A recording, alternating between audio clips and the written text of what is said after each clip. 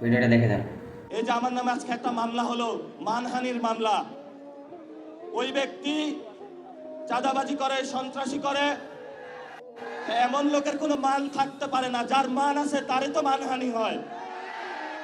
মামলা করেছে আরেকজনকে দিয়ে, গোপনে গিয়ে হলে সাক্ষী হিসাবে উপস্থিত হয়েছে। এগুলাকে আমরা বলবো গুপ্ত। আপনি ঢাকা হাটে ফেল করেছেন, লিখে রাখুন জনাব আব্বাস। আপনাকে তারেক জিয়া এসে রক্ষা করেছে। তারেক জিয়া যদি এসে রক্ষা না করত, তাহলে আপনি মির্জা আব্বাসের ছুনুপুটিও আমরা ঢাকা হাটে খুঁজে পাইতাম না। হালে পানি আছে, এখনো বেঁচে থাকার সুযোগ আছে।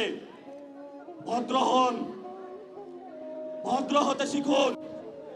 আমরা সভ্য সমাজে বসবাস করি। অসভ্য আচরণ করবেন না। অসভ্য আচরণ যদি করেন, কিভাবে আপনাকে সভ্য করতে হয়, আপনাদেরকে সভ্য করতে হয়, এটা আমাদের ভালো করে জানা আছে। ওরা আমাদের ভয় দেখায়। আমরা এক আল্লাহ ছাড়া কারো কাছে ভয় পাই না। মামলা হামলা অনেক আগেই পার করেছি। শেখ হাসিনার আমলে রিমান্ডে নিয়ে আমাকে মাথা নিচের দিকে দিয়ে, পা উপর দিকে দিয়ে সারা রাত নির্যাতন করেছিল।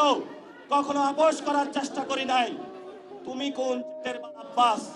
তুমি আসছো এখানে মামলা করতে? গুনার টাইম নাই।